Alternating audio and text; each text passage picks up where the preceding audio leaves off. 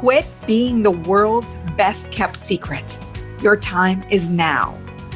Welcome to the Millionaire Woman Show, where we'll be discussing leadership, business, human potential, inspiring you to live rich from the inside out. Unlock your creativity, stretch out of your comfort zone, break through your barriers, take inspired action, and achieve epic results. Now here's your host, 3-time best-selling author, speaker, and certified executive coach, Debra Kasowski.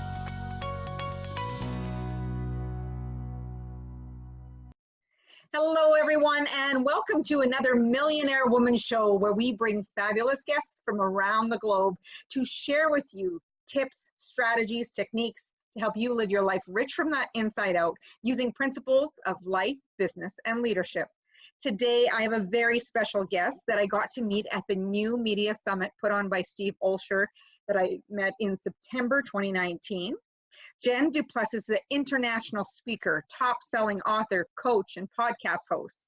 She is the founder of Kinetic Spark Consulting, Black Fox Investments, Valor Home Solutions. She the author of Launch, How to Take Your Business to New Heights. And here I have that book right here for you to check out, and it's Launch. She is also the host of the first mortgage-specific, top-rated podcast, Mortgage Lending Mastery. She has spent over 35 years in residential mortgage lending and was ranked the top 1% of loan originators in the U.S. for many years, as well as being in the top 200 for 4 years. She is a self-proclaimed serial entrepreneur with extensive leadership and sales experience. And today she is a highly sought-after international speaker and coach, sharing stages with Tony Robbins, Les Brown, Barbara Corrigan, Darren Hardy, Magic Johnson, and many more. And she specializes in creating lifestyle businesses to help solopreneurs, sales professionals, mortgage lending originators, realtors to multiply their results in record time while maintaining a commanding and prosperous personal lifestyle. She has appeared on Good Morning America, SiriusXM Radio, Voice America Radio. Jen has been featured in the top publication as Wall Street Journal and the Washington Post, and is a regular contributor for Mortgage Executive Magazine and Mortgage Women Magazine. Welcome, Jen du Plessis, to the show. Thank you so much, Debra. I'm so excited to be here today and can't wait to share whatever you have to ask me. Well, I was combing through your website, and I know that there's several different things that you speak on, like working the 9 to 5. And I was going through your book Launch, and I know that there's certain things that help people create that prosperous lifestyle that you talked about. And one of the things that really stands out to me, and we hear a lot about it these days, it's kind of like a buzz, is that morning routine. When it comes down to that crunch time, how does someone who is successful like yourself set up and manage time so it doesn't manage you? Yeah, well, gosh, well, thanks for asking the question. It's very loaded. It's a very loaded question. It's one of my specialties too. And I first of all, I don't think that we can manage time because time will keep ticking, but we can manage our priorities. And that's really what I focus on, is what are the priorities that you have in your life, and how do we make those be the most prominent things that you focus on during the day and still have a successful business, right? But when it gets back to like the morning routine, I subscribe to Hal Elrod's Savers. You know, it's from his book, The Morning Miracle. And so I definitely do Savers in the morning. And I like the regimen of that because it keeps me on track. You know, and even if it's just a short 6-minute Savers, I still do that, you know. The other thing, I know this is going to sound kind of crazy, but we're all women, right? So we're listening in. There's some men too. But, you know, I get a really good long night hours of sleep. I get 8 to 11 hours. So I don't know. Last night I slept 11 hours. So I really believe in sleeping. And that's one thing that, you know, a lot of people have struggles with. And that's why they have time management issues, you know, if you want to call them that, priority management issues, because they're so tired all the time. You know, they're they're running from one place to another, and they're like chickens with their head cut off all the time, and they're just exhausted. And when you're tired like that, you can't think straight, you know. So Mm-hmm. that's one of the big things for me, is getting enough sleep. But for priority management, for me, it's a heightened awareness of what fulfills you, what makes you happy, you know, in your daily life. And I'm sure you've been to dinner with friends and said, gosh, we should do this more often. And then you don't, right? And so it's really deciding what are those things that make me really, really happy. And then we build a business around that, rather than building the business and focusing on the dollar, right? Seeing life through the lens of a dollar sign, and then trying to fit our lives in. And so I've just reversed that and have mastered, you know, the ability to prioritize what's important to me first, and then worry about business. That is so important. I think people do have it a lot of the times backwards. And it's, you don't need to wait till a family member or a friend has a life-threatening illness before you decide to go visit, or something else happens. You Yeah. know, we don't have to wait for, you know, the birth, the death, the wedding to get together with people and really pay attention to what matters.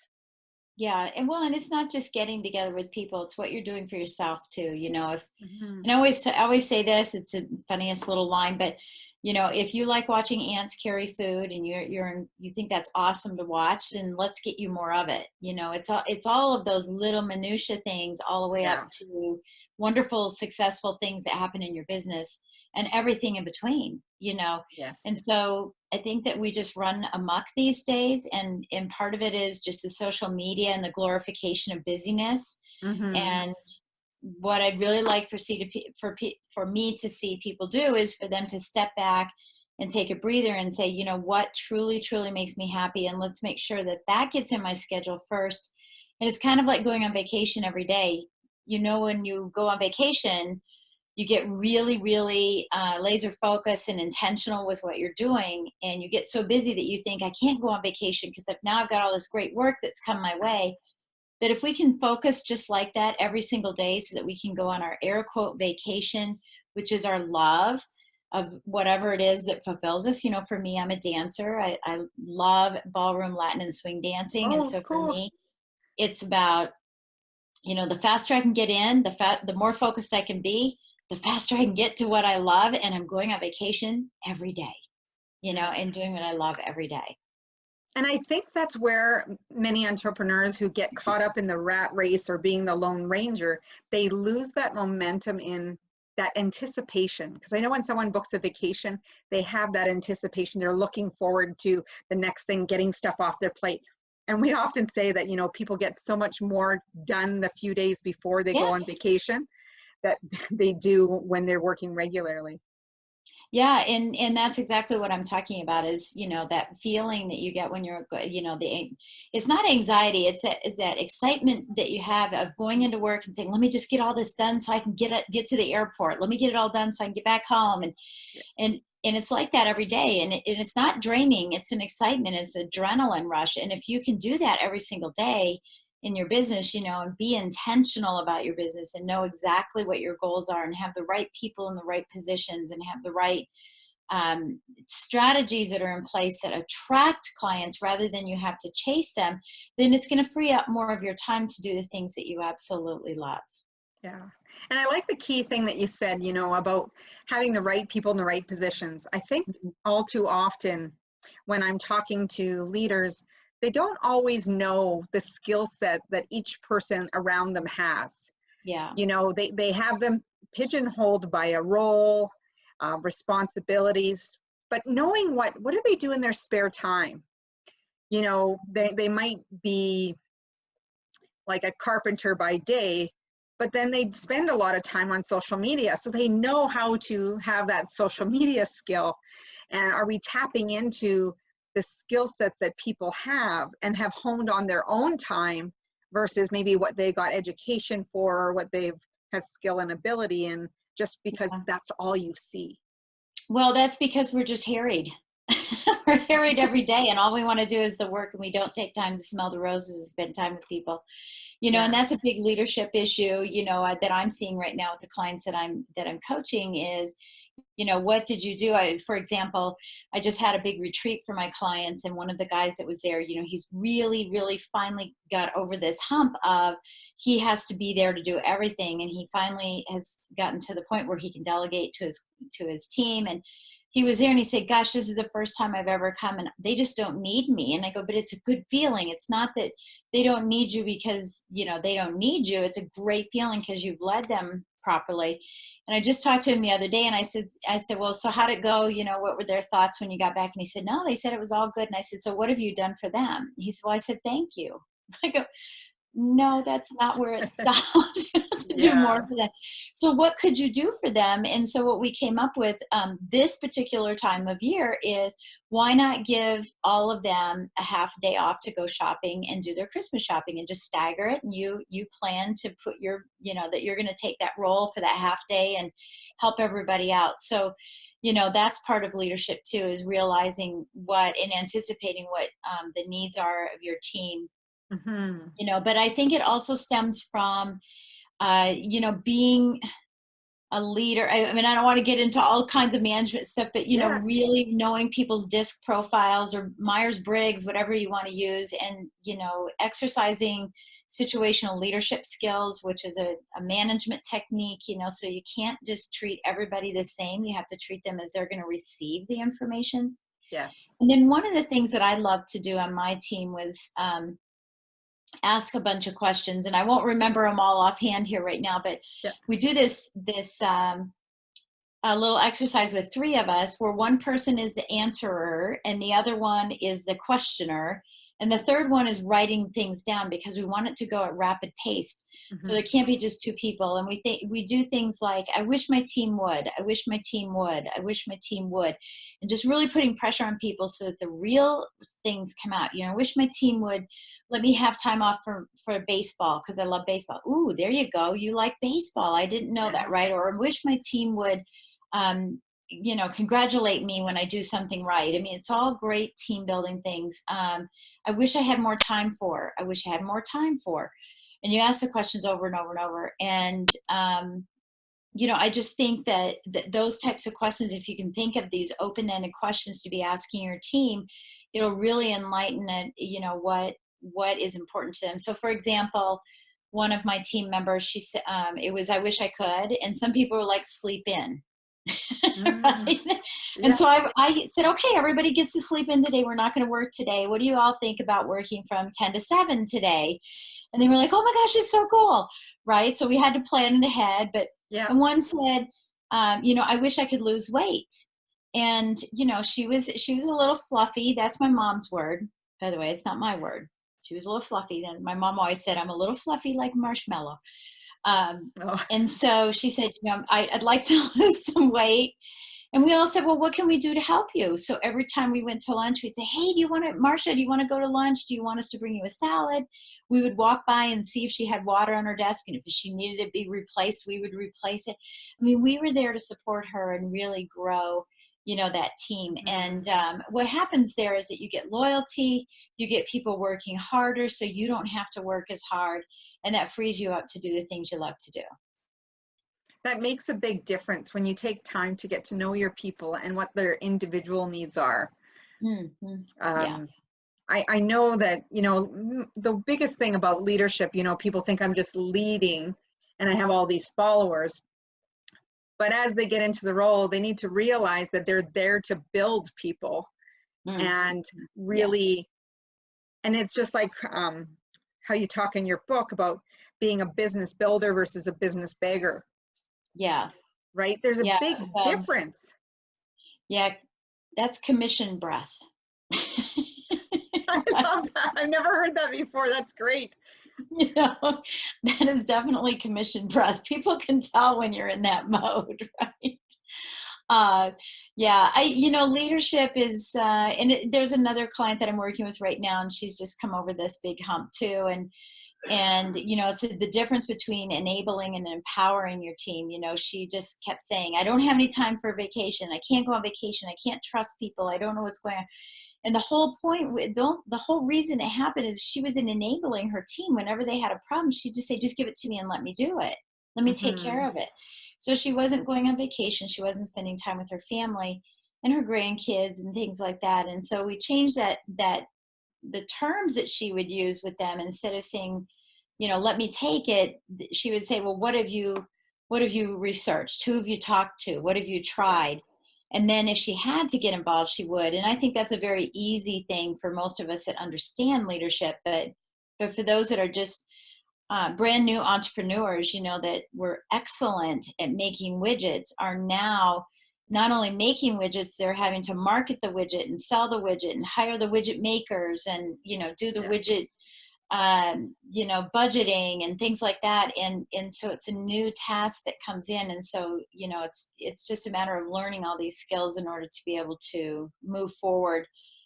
For yourself personally, it's sort of like the airplane, put the mask on before you help anybody else. You have to help yourself first. So you have to get all your ducks in a row, get your life right so that you can educate others how to get their life right and move forward as well. So we talk about systems often when it comes to business. And I know you also refer to the daily blueprint, building that daily blueprint. When you're thinking about your blueprint for the day, what is it that you ensure that you have in place so that you're going to be successful? Yeah.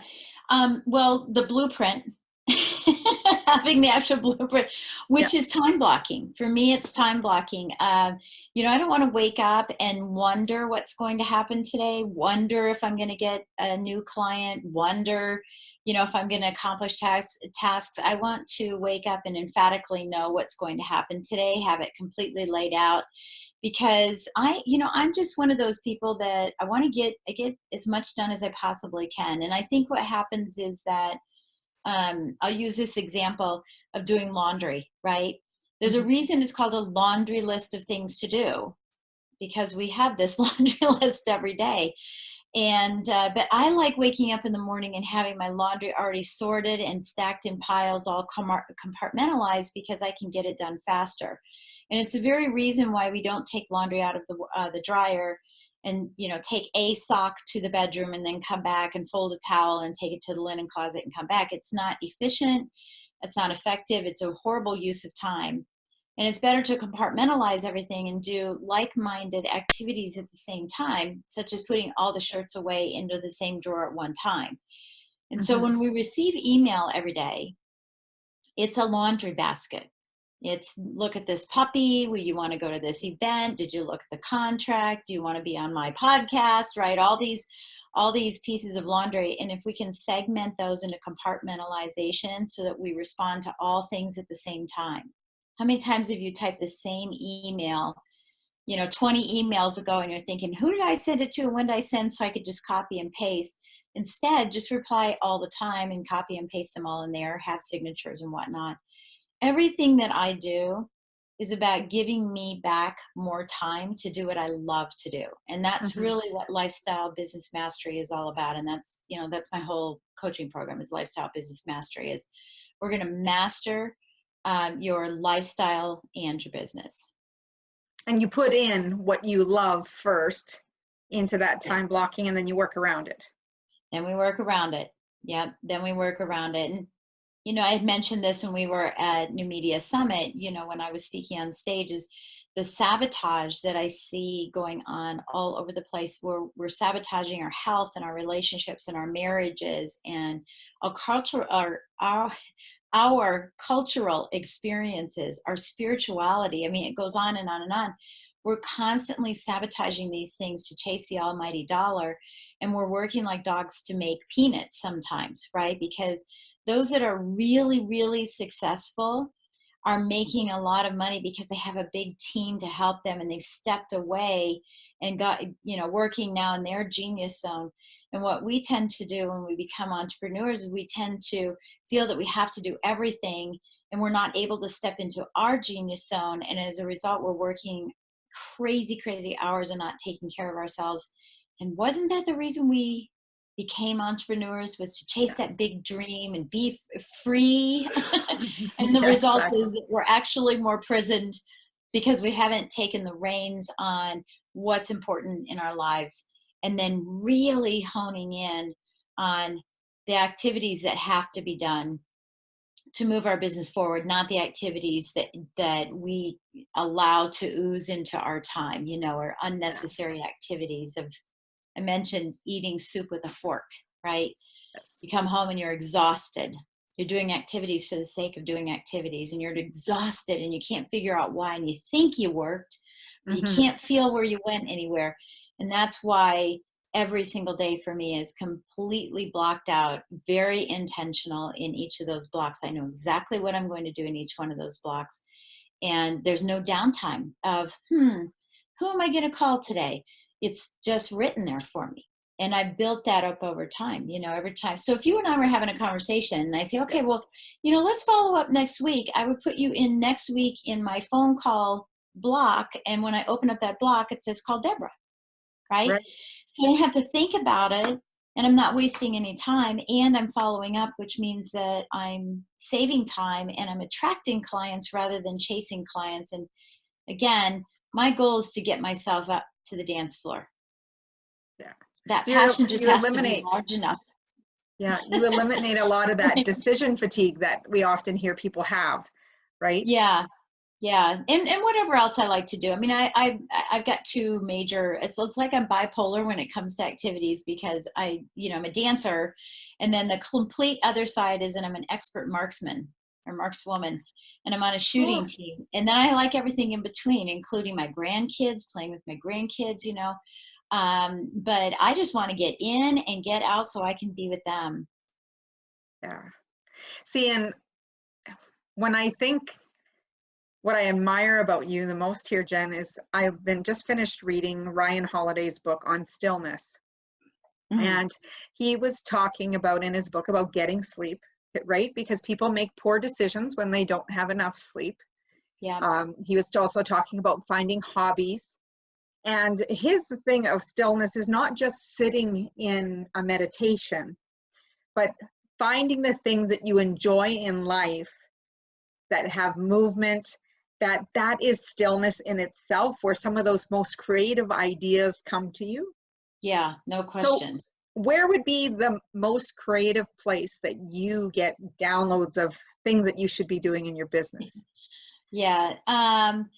For me, it's sitting on my front porch with a cup of tea in the morning. I know it sounds really funny, but I can't wait when I get up. That's one of my rituals, is just to get up and have a cup of tea. And no matter how cold it is, and I'm bundled up if I have to be, and I'm roasting if I am, because, I'm in Northern Virginia, right outside of Washington, D.C., so we have winter and summer.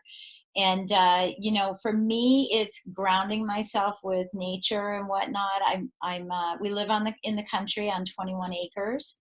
And so I just like listening to, the day happening. The frogs are starting to go away and the birds are coming up higher. You hear a rooster crow and a cow moo, and they're like 30 acres away, but it just travels, Yeah. And it's those times where I get the most from my day. Now, I'm very spiritual too. So, I'm praying the whole time, and I'm just asking for wisdom. I mean, that's really one of the things I ask for: wisdom and trust that God's going to lead me in the right direction. Those are really critical. And I mean, that kind of takes me to, the whole premise of my life is that a life of values adds value in your life. And so getting back to your core values, just as much as it's, yes, I love to golf, not me, I'm just saying generally. Someone might say, I love to golf, or I want to, go fishing, or I want to shop more often, or whatever it is. It's not just the tangible things like that. It's also the values that you have. And if you say that your family is one of your core values, then I would just ask you, why are you working till 11 o'clock at night, right? Because once you have your core values in line, all of your decisions are made very quickly and are very easy to decipher. So can you meet a client tonight at 8 o'clock? And the answer is no, because that's when we have our weekly dinner. at home. And so many times we choose the client over our family. And so I want to give you a quote that my mom used to say. It is, we flatter those we scarcely know, we please the fleeting guests, but we deal many a thoughtless blow to those we love the best. Wow. And it's so true. The client's more Yeah. important than the child that's saying, Mom, can you read the book? Yeah. Can you read me a book? Yeah, in a minute. I just have to take care of this client. That's where the problem is. And so I really feel like if you can get your values in line, the rest of your life will be filled with more value, more valuable finance, more valuable health, more valuable relationships, so a life of values will give you value everywhere else in your life. So that's where it starts. That's where it starts. And I just implore everyone, please, please, to just take the time to figure out what makes you happy, what makes you tick, and why these principles or these core values are so important to you. And then ask yourself if you're living them. And if you aren't, what boundaries can you put on them so that you can live them? Yeah. I remember years ago, and this really relates to what you just shared. I was working with a business coach, and, as I was building my business off the side and, working and small kids, and I said, I take the kids to the activities in the van, and and they're saying, Mom, I want some time with you. I'm like, I'm with you all the time. I take you to hockey, I take you to dance, I take you to this, I take you to that. Yeah. And I said, what am I doing wrong? And she said, Deb, you need to make a date with each one of your family members. Mm-hmm. Yeah. And then, celebrate those wins at the end of the day, no matter what they are. What was those wins? Mm-hmm. So the first day that I did this with each one of them, my daughter, I think we went shopping. She wanted to go shopping. And then my son said, I want to go play mini golf. So we played mini golf. And then the other son wanted to play mini golf. And we went and played, and we both got a hole in one on the same hole, jumping, taking selfies. And when we got home, I went through the ritual of, so what was your win today?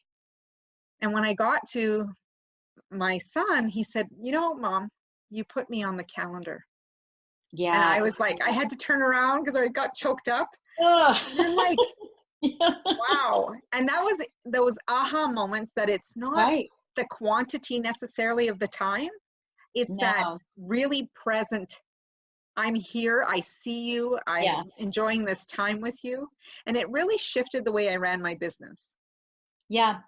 Well, yeah. And that's why I don't believe in balance. I mean, I think there's so many books out there and people are talking about life work balance and stuff. And if you think about a scale, when it's balanced, it's 50-50, right? And if you were trying to keep it at 50-50, there's always movement, right? Yes. It's, I'm a little here with you and I'm a little here with you and I'm a little here with you because I'm trying to balance it. Oh my gosh, and it's here, there. Yeah. And it's just tiring to do this, right? Yeah. So I just believe in being all in, be present, have your compartmentalized time. Everything gets shut off that doesn't belong in that compartment. And then you move on to your next compartment. And whether that compartment is my family and my kids or myself or work or, helping a client, I want to be present and 100% all in and then 100% all out, and that's why I think that, and being able to have several businesses, and doing a lot of business like that is that compartmentalizing is really, really important. And I think that a lot of people think that it's constricting, but it's not. It's actually very freeing because your mind isn't somewhere else in the middle of a conversation. It does no one any good. It doesn't do the person you're with any good. It doesn't do you any good. It doesn't do the person you're thinking about any good either, because they might be wanting answers. And so everybody's just kind of in flux, and it's just much better if you can just go in and be 100% present. And I had someone tell me something like that similar too. They said, you're wonderful at this, that, and the other, but you're never present. And I said, what do you mean? And he said, you're like a stone that you skip across the lake, a skipping stone. You're just on everything. You're on the top of everything. But heaven forbid that rock finally fall down because you don't want to have any conversations with anybody. And I said, well, that's not true, but I can see what you're saying. We run around like chickens, all the time, right? And cats Mhm. on a marble floor. And everything was just skimming. And I finally said, you know what? I don't want that. I want to drop it down, go deep as I can, then pick it back up and move on and drop it down and go as deep as I can and have these richer, fuller relationships rather Mhm. than just deep or just superficial. And it's made a huge difference in my life. I'm much more calm. I sound like and I am an A personality, but I'm much more calm inside, Mhm. because I have clarity. That's one of the 5 C's that I coach on is clarity. Is I have clarity of message and clarity of what's important to me for my legacy. Yeah, and that's so powerful. And when you're thinking about keeping in touch with your clients now that you're forming deeper relationships, whether it be personally, but mainly right now we're talking about professional, how do you keep in touch with your clients and how do you score big with them as well? Yeah. Well, thanks for asking. That's actually the second C. Community. I think once you have clarity of your message, people are drawn to you. They're more attracted. You become a magnet. But then the other part is your community. We work so hard to get that one client. And, it's almost like, how dare you not call them? After Yeah. you work so hard, how dare you not give them the beautiful wealth and expertise that you have, right, to help them continue to move forward. And so I'm really big on community and making sure that we're nurturing and not neglecting our community, because that will give us more referrals. It'll take, so it's less time, right? But nurturing in a way that is engaging, not just sending something, but engaging and involving with them, maybe having them come to an appreciation party or get involved with some type of charity aspect that you're putting on. So nurturing your database is one thing. The other part of that is, and consistently, right? There's a whole process there of frequency, etc. But it's constantly loving on them. Think about a love-o-meter. They love you at the most when they close a transaction with you, right? Or, when you decide that you're going to work together and they signed that contract, with you that, for you to do your services. And then that love-o-meter keeps going down unless you're constantly doing things that will bring it back up. And I just want it to be that way after closing as well. But part of that is working with people that complement, not complicate you. Mm. And we have a tendency as entrepreneurs to want to serve everybody. And in doing so, it actually distracts us from the people that are going to be loyal to us, from the people that are always going to be the thorn in our side, right? And you have to be strong enough to let them go and say, maybe we're not the best fit. And so there's been plenty of times where I've, in mortgage lending specifically, closed a transaction and said, you know what, I don't ever want to talk to them again, right? Because life's too short. And I don't want to be reluctant to call. I want to be willing, to make that call. So in that particular space, it's about nurturing and involving and engaging with your clients, all clients, before, during, after, right through the buying window, for years and years to come. And so I'm just an expert at doing that, at making sure that I'm touching everybody as Mhm. much as I possibly can. And I use the ABCs to do it. I don't know who gave it to us. I'll say God gave it to us, 26 letters in the alphabet, 52 weeks in the year, right?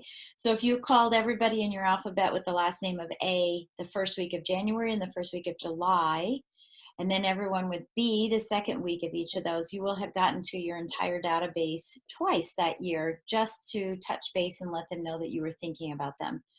Then you could call them for their birthday. Then you could call them for an anniversary, right? And then you could call them depending on your type of business. If you're a dentist, a mechanic, right? A real estate agent, a mortgage lender like we are, is to call them on the anniversary of that sale, purchase, whatever, for a maintenance meeting, right? Or a review, Mhm. an annual review.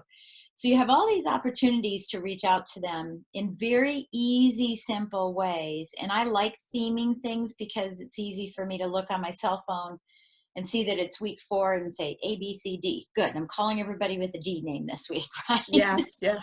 And it just allows me to be able to get back into my community much That's stronger. beautiful and a very simple system Yeah. to really put in place so you can stay in contact and nurture. Yeah. Yeah, without thinking too hard about it and saying, well, did they slip through the cracks?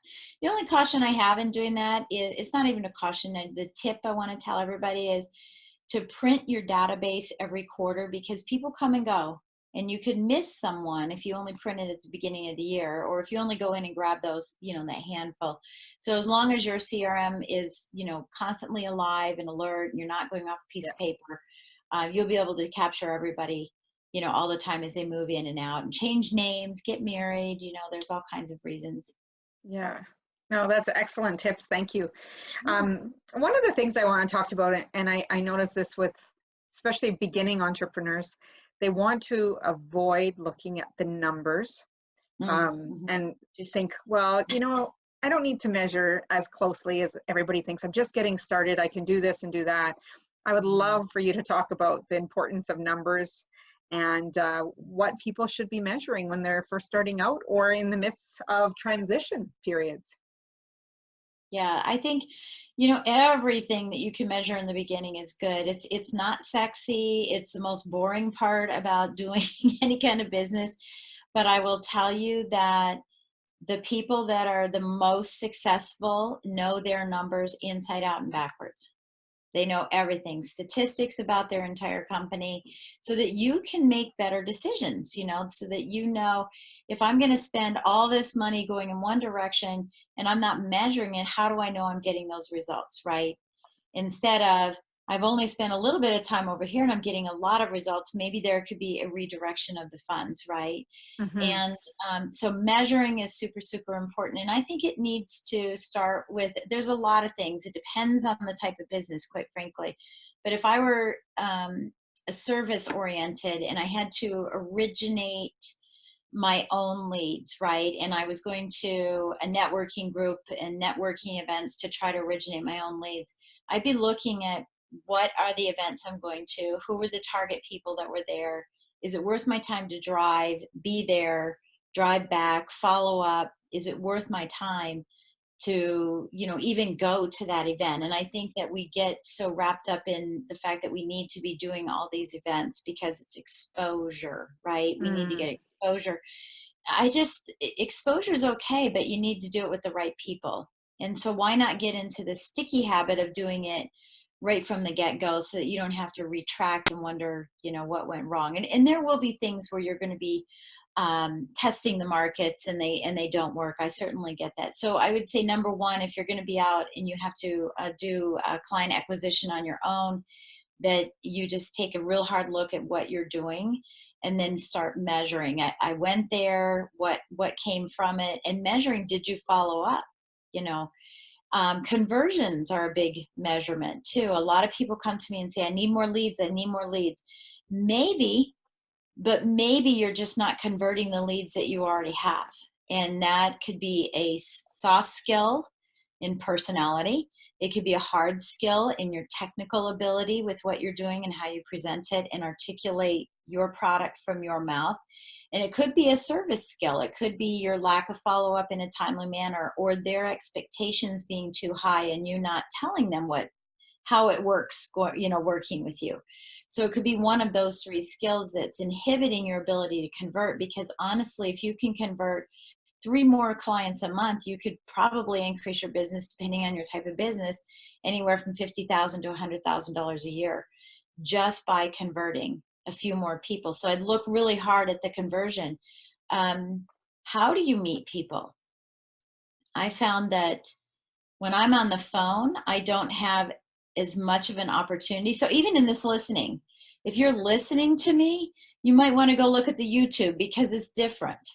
It's just different. Yeah. And I found that listening, that when I had phone conversations, I didn't have the best conversion rate as opposed to meeting people face to face. And of course, we all think, well, if I can do it on the phone, it's faster. But if you have to talk to 50 people to get 2, I'd rather be talking to 5 and get 4, and take the time to meet with 5 people and have less is more. So I think that's another thing, is the method in which you're selling. Are you face to face? Are you Zoom? Are you online? Do you have Are you on the phone? Are you trying to do things through email? And maybe just change one thing that you're doing and see what it does to get your conversion ratios up. And then your process, and that's the third C of my program, is communication. What type of system do you have in place that ensures that there's going to be a great customer experience? Mm-hmm. Not customer service, but the experience that they get, because now we're in the age where it's all about the feelings and the emotions, and how they Mm-hmm. felt working with you. So they're compelled to tell their friends, which again saves me more time because now the referrals are coming to me. But the systems are really important, because if one person has a good experience and the next one doesn't because you don't have a system in place, then you're going to get a bad reputation. So as a new entrepreneur, put those systems in place now. Get them out of your head and get them onto paper. So really a monkey could do it, right? And we don't want to hire monkeys, but just so that someone very easily could come in and run that business, without you being there. The fact of the matter is, they don't need you. They don't want you. I know we all have egos on our shoulders, right? And chips on our shoulders, and say, well, I built it. They want me. They actually don't. They want the experience you built. Mm-hmm. And if you can duplicate that through a bunch of rock stars who work for you, then it frees you up to go do what you want to do. Exactly. I love that, because if you're attempting again to do everything yourself, it's not helpful. And that's where we went back to, finding out the skills of the people that work with you, but not only that, empowering them and trusting them that they can create that experience that you that legacy that you leave with your business all the time. Yeah. And I think, and in my book, I talk about this finder, minder, and grinder. We all have the finder role, the minder, which is the customer service, and then the grinding out the details, right?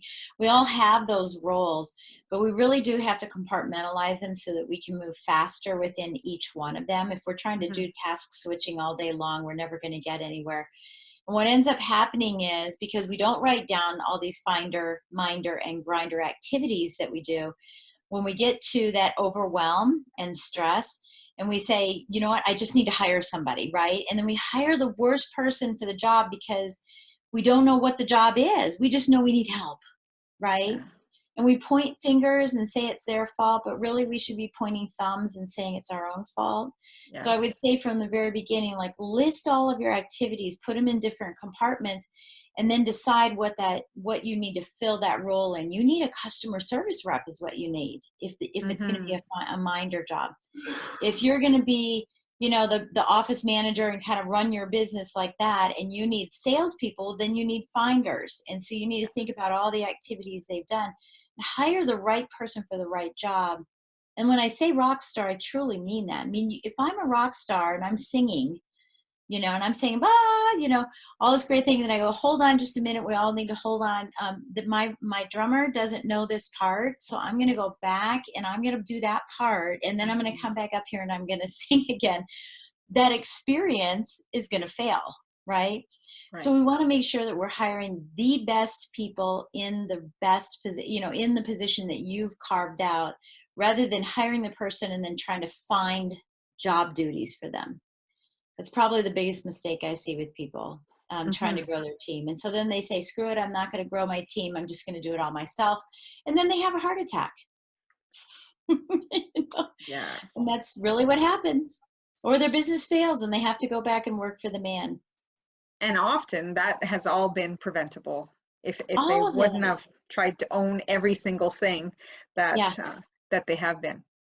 So we're almost at the end of the interview. I have a couple questions for you that are not business related at all. Okay. What is one book that has transformed or been one of the books that have really impacted your life? There's a lot of them because I read a lot. So that's kind of hard. But I would have to say The Compound Effect by Darren Hardy. Mm-hmm. Yeah. Because that's just, really a, just powerful about how you can compound your time, and we all have the same 24 hours, but I'm able to compound it as if it were 72 compared to someone who's going to use their day and only get an hour's worth of work done. And that was just really insightful for me, a very, very powerful book for me. When I think about all those books. One of the other books I really like is Solomon's Secrets, and it's about money.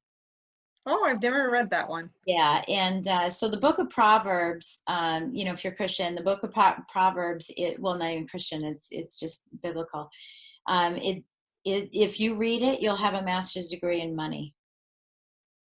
It's just all about money. Interesting. And Solomon, was the richest man ever in the whole history of everything, it's all of his little secrets. And I absolutely love that because, you work really, really hard, and I don't want to work really, really hard and then have it all kind of be gone. Where'd it go? Right? Where'd the money go? So that's a really good book too. Excellent. Thank you for sharing those. So what does living rich from the inside out mean to you? Yeah. It's fun. Oh, I love that. I love that. Immediately what struck me was my heart. First of all, when you said rich from the inside out was my heart. For me, and I think I mentioned this already, is just having rich, full relationships, right?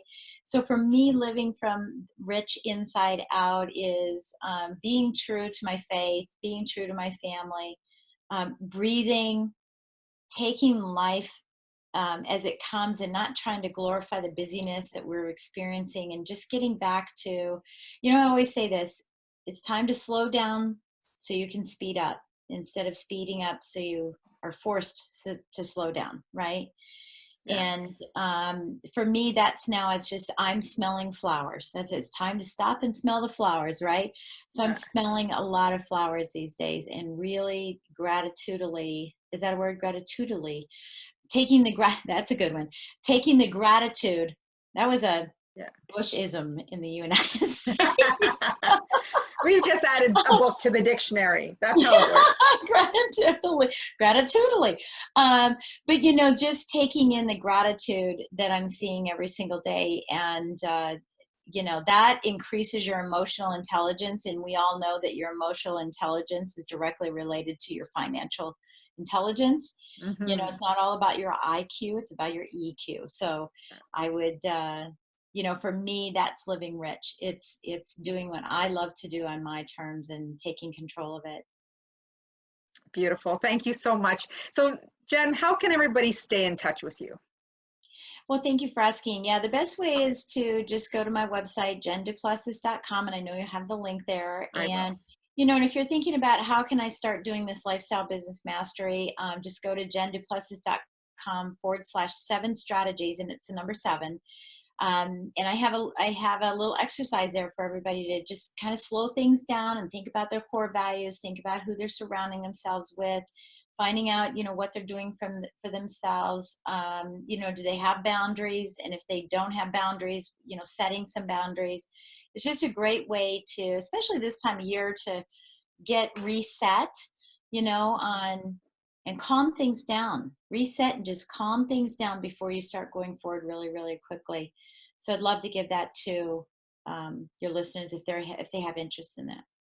Absolutely. Thank you so much. And thank you for coming on the show, sharing so many nuggets of information for people to move forward in their businesses, as well as enrich their personal lives. I want to thank you for that. Thank you so much. Thanks for having me. And thank you for what you're doing to help everyone live these beautiful, rich lives as well. It's a lot of work, and I know it. And, hopefully your listeners understand all that you go through to give them as much value as possible. Oh, thank you, Jen. So that's a wrap here at the Millionaire Woman Show. We'd love for you to go over to debrakasowski.com and grab put in your email address, and you will get the mini course of 3 videos of making your habits stick, so that you can build that discipline and consistency in your life to move those goals forward. Especially, we're going to be moving into 2020 here very soon. And I'm so excited to share these nuggets with you. And make sure you go over and check out, Jen has a podcast. Again, Mortgage Lending Mastery. Don't forget about her book launch. It is on Amazon, and you can check that out as well in your favorite bookstores. And we'd love for you to go over to iTunes, your favorite podcast player, Rate, review the show, give us a 5-star high five. Let us know what you took away from today's episode. It really means a lot to Jen and myself to know that these nuggets are serving you in a big way so that you can move forward, living rich from the inside out, using those principles to really create that lifestyle that you want. As Mahatma Gandhi said, be the change you wish to see in the world. And on behalf of Jen and myself, go out and have a great day. Thanks, everyone.